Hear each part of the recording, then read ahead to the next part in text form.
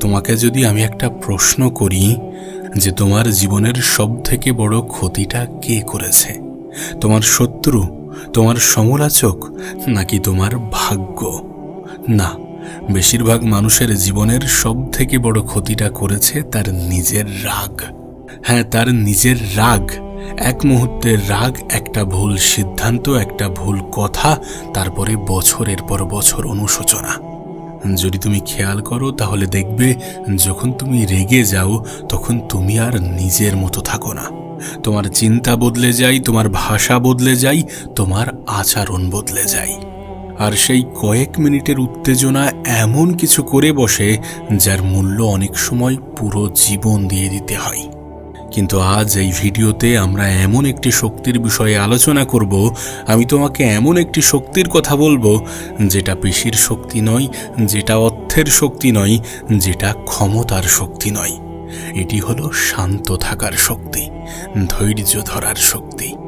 যে মানুষ অপমানের মধ্যেও শান্ত থাকতে পারে, যে মানুষ প্রতিকূলতার মধ্যেও নিজেকে নিয়ন্ত্রণ করতে পারে, যে মানুষ রাগকে নিজের মালিক হতে দেয় না, শেষ পর্যন্ত তারই জয় হয়। এই পৃথিবীতে তোমার সবথেকে বড় শত্রুই হচ্ছে তোমার রাগ। এই রাগ যদি তোমাকে নিজের কন্ট্রোলে আনতে পারে, যদি তোমাকে নিজের কন্ট্রোলে এনে ফেলে, তাহলে সে তোমাকে নিজের মতো করে পরিচালনা করে। তারপর তুমি এমন কিছু করে ফেলো যেটা করার পরে শুধুমাত্র আফসোসে অবশিষ্ট থাকে। আজ এই ভিডিওতে আমরা যেমন শান্ত থাকার বিষয়ে আলোচনা করব, ঠিক তেমনি এই ভিডিওটা সম্পূর্ণ দেখার পরে তুমি বুঝতে পারবে যে কেন শান্ত মানুষকে দুর্বল ভাবা পৃথিবীর সবথেকে বড় ভুলগুলির মধ্যে একটি, আর কেন জীবনের সবথেকে বড় বিজয় হলো নিজের মনের উপরে বিজয় অর্জন করা। তো চলো রাগকে ত্যাগ করে কিভাবে শান্ত থাকাটা জরুরি সেই বিষয়ে জানা যাক। শান্ত থাকলে কি কি উপকারিতা আসে, কি কি উপকার হয় সেই বিষয়ে জানা যাক। প্রথম বিষয় হচ্ছে যে রাগ কিভাবে জীবন নষ্ট করে। একটা বিষয় লক্ষ্য করে দেখো, বেশিরভাগ মানুষ কিন্তু জীবনের সবথেকে বড় ভুলগুলো শান্ত অবস্থায় করে না, বরং রাগের মাথায় করে। একজন মানুষ হয়তোবা বছরের পর বছর ধরে একটা সুন্দর সম্পর্ক গড়ে তুলেছে, কিন্তু একদিনের রাগ, কয়েকটি কটু কথা, কয়েক মিনিটের উত্তেজনা সবকিছু শেষ করে দেয়। সত্যি বলতে রাগ এমন একটা আগুন যা প্রথমে অন্যকে পোড়াতে চাই, কিন্তু তার আগেই নিজেকে পুড়িয়ে ফেলে। তুমি যখন রেগে যাও তখন তোমার ভিতরের যুক্তিবোধ কমে যায়। তুমি এমন কথা বলে ফেলো যা তুমি বলতে চাওনি, আদেও বলতে চাওনি। এমন সিদ্ধান্ত নাও যে সিদ্ধান্ত নেয়ার পরে তুমি শুধু আফসোসই করো। এই পৃথিবীতে আমাদের জীবনে অনেক রকমের, অনেক প্রকারের যুদ্ধ আছে, কিন্তু আমাদের জীবনের সবথেকে কঠিন যুদ্ধ হলো নিজের রাগকে নিয়ন্ত্রণ করা, নিজের রাগের বিরুদ্ধে যুদ্ধ। আর এই যুদ্ধে যদি আমরা জয়লাভ করতে পারি তাহলে আমরা নিজেরা নিজেদেরকে নিয়ন্ত্রণ করতে পারি। আর যখন আমরা নিজেরা নিজেদেরকে নিয়ন্ত্রণ করতে পারি তখন আমরা আমাদের জীবনটাকে নিজেদের মতো করে পরিচালনা করতে পারি। আর যখন আমরা আমাদের জীবনকে নিজেদের মতো করে পরিচালনা করতে পারি তখন আমাদের জীবনের সমস্যাগুলোর সমাধান হতে শুরু করে। আর যখন সমস্যাগুলোর সমাধান হতে শুরু করে তখন জীবনটা সুন্দর হতে শুরু করে। আর যে মানুষটা এই যুদ্ধে হেরে যায় সে অনেক সময় নিজের সম্পর্ক, সম্মান, ভালোবাসা, জীবন সব কিছুকে হারিয়ে ফেলে। তাই আমাদের রাগের প্রতি নিয়ন্ত্রণ আনাটা অনেক বেশি জরুরি, কারণ রাগ যে কিভাবে অল্প সময়ে আমাদের জীবনটাকে নষ্ট করে ফেলে সেটা আমাদের ধারণার বাইরে। আমরা যত দ্রুত এটা বুঝে যাব যে রাগ সম্পর্ক নষ্টের জন্য কতটা দায়ী, সম্পর্ককে, সুসম্পর্ককে বজায় রাখার ক্ষেত্রে কতটা ক্ষতিকর, ততই আমাদের জন্য ভালো। যত দ্রুত আমরা এটা বুঝে যাব যে রাগের মাথায় নেওয়া সিদ্ধান্তগুলো ম্যাক্সিমাম ভুল সিদ্ধান্ত হয়ে যায়, ততই আমাদের জন্য ভালো। যত দ্রুত আমরা বুঝে যাব যে রাগ নিয়ন্ত্রণ করতে পারলে জীবন সুন্দর হয়ে যাবে, ততই আমাদের জন্য ভালো। দ্বিতীয় বিষয় হচ্ছে যে শান্ত মানুষকে কেন দুর্বল ভাবা হয়। আজকের পৃথিবীতে একটা ভুল ধারণা আছে যে অনেকে মনে করে যারা চিৎকার করে তারা শক্তিশালী, যে চিৎকার করে সে শক্তিশালী, যে রাগ দেখায় সে সাহসী, যে আক্রমণাত্মক সে প্রভাবশালী। কিন্তু বাস্তবতা সম্পূর্ণ উল্টো। রাগ দেখানো সহজ, চিৎকার করা সহজ, অন্যকে অপমান করা সহজ। কঠিন হলো নিজের আবেগকে নিয়ন্ত্রণ করা। কেউ তোমাকে অপমান করলো, তবুও তুমি নিজের মর্যাদাকে ধরে রাখলে, এটাই শক্তি। কেউ তোমাকে উস্কে দিল, কিন্তু তুমি নিজের শান্তি হারালে না, এটাই শক্তি। আসলে সিংহ প্রতিটি কুকুরের ঘেউ ঘেউয়ের জবাব দেয় না, কারণ সে জানে তার মূল্য কোথায়। তুমিও যদি প্রতিটি নেতিবাচক কথার জবাব দিতে শুরু করো, তাহলে তোমার শান্তি নষ্ট হবে। তাই শান্ত থাকো, নিজেকে শান্ত রাখো, কারণ শান্ত থাকলে শান্তি বজায় থাকবে, নিজের মনে শান্তি পাবে, মানুষের কাছে খারাপ হওয়ার প্রবাবিলিটি কমে যাবে। শান্ত থাকা মানে দুর্বলতা নয়, বরং এটা আত্মনিয়ন্ত্রণের সর্বোচ্চ স্তর। তৃতীয় বিষয় এবং সবথেকে বড় প্রশ্ন হচ্ছে যে রাগের সময় মস্তিষ্কে কি ঘটে। দেখো, রাগ কিন্তু শুধু একটা অনুভূতি নয়, এটি তোমার মস্তিষ্কের উপরে সরাসরি প্রভাব ফেলে। যখন তুমি রেগে যাও, তখন তোমার শরীরে স্ট্রেস হরমোনের পরিমাণ বেড়ে যায়, হৃদস্পন্দন বেড়ে যায়, রক্তচাপ বেড়ে যায়, মস্তিষ্কের চিন্তা করার ক্ষমতা কমে যায়। তখন তুমি আর পরিস্থিতিকে পরিষ্কারভাবে দেখতে পারো না। একটা ছোট্ট সমস্যাও বিশাল মনে হয়, আর এই কারণেই রাগের মাথায় নেওয়া সিদ্ধান্তগুলো প্রায়ই ভুল হয়। তাই বুদ্ধিমান মানুষরা জানে, যখন আবেগ তুঙ্গে থাকে তখন সিদ্ধান্ত নেওয়া উচিত নয়, কারণ সেই সময় তোমার মন তোমার বন্ধু নয়।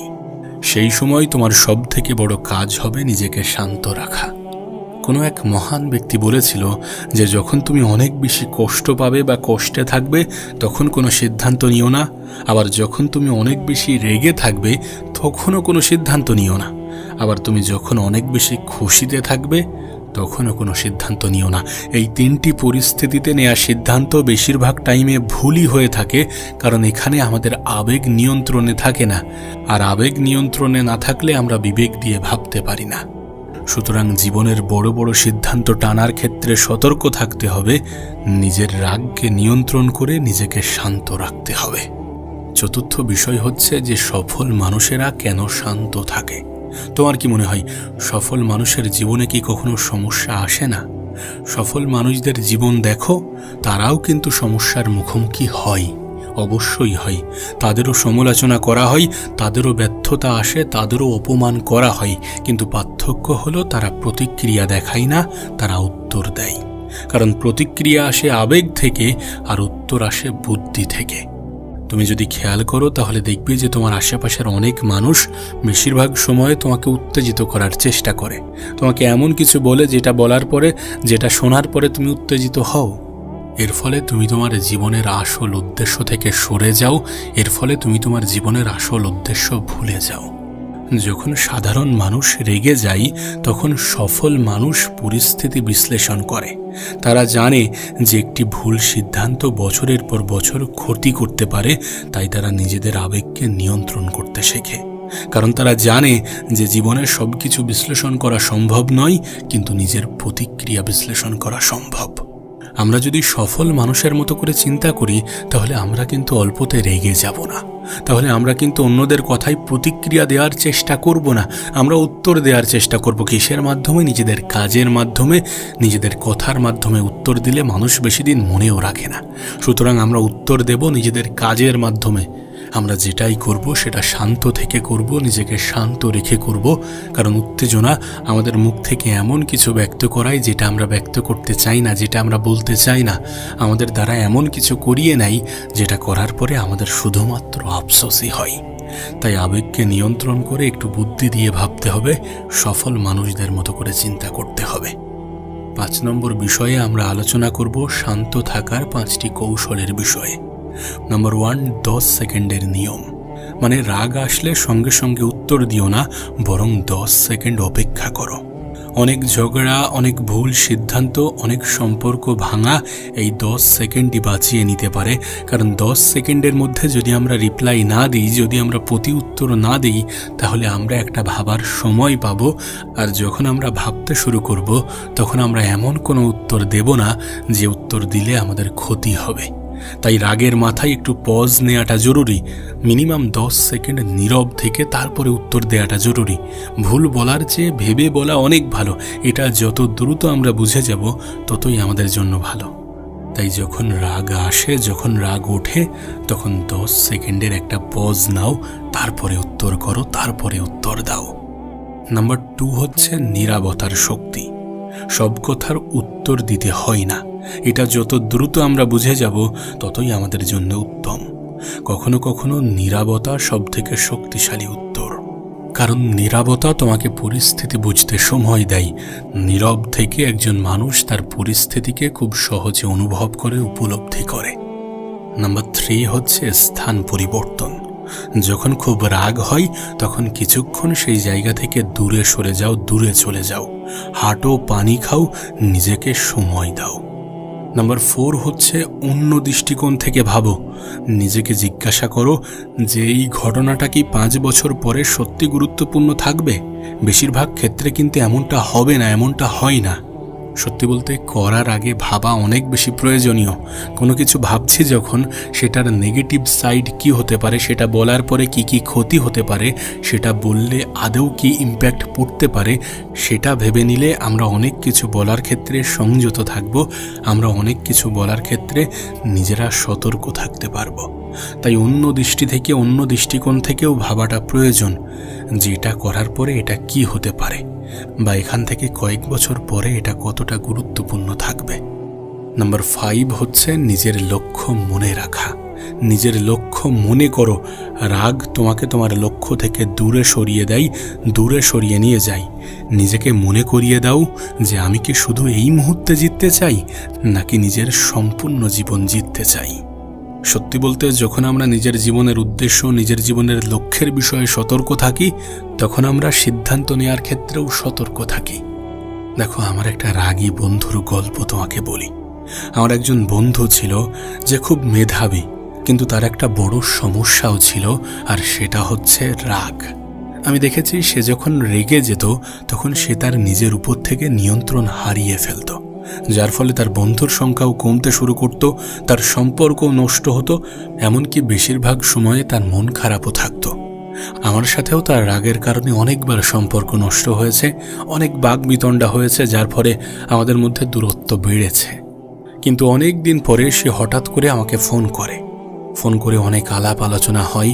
তার কথার মাধ্যমে আমার মোটেও মনে হয়নি যে তার সাথে আমার অনেক দিন পরে কথা হচ্ছে, বা এমনটাও মনে হয়নি যে সে ভীষণ রাগী। গল্পে গল্পে সে আমাকে বলে যে সে এটা অনুভব করেছে যে তার শত্রু অন্য কেউ নয়, বরং তার নিজের রাগ। আজ তার জীবনে অনেক পরিবর্তন এসেছে। সে জীবনে অনেক ভালো আছে, একটা ভালো জব করছে, তার পরিবার আছে এবং পরিবার নিয়ে অনেক ভালো আছে। সে আমাকে বলে, যেদিন থেকে আমি শান্ত থাকতে শুরু করলাম, যেদিন থেকে আমি সকল প্রশ্নের জবাব দেওয়া ছেড়ে দিলাম, সেদিন থেকে আমার মধ্যে একটা পরিবর্তন আসে, আর যে পরিবর্তন আমার জীবনটাকে সম্পূর্ণ বদলে দিয়েছে। এমনটা নয় যে তার এই যাত্রাটা অনেক সহজ ছিল। প্রথমে অনেক কঠিন ছিল, কিন্তু ধীরে ধীরে সে উত্তর দেওয়ার আগে ভাবতে শিখল, যার ফলে সেটা আস্তে আস্তে সহজ হতে শুরু করলো। রাগের বদলে সে ধৈর্যকে বেছে নিতে শুরু করলো, এবং এমনভাবে কয়েক বছর চলার পরে নাকি তার জীবন সম্পূর্ণ বদলে গিয়েছে।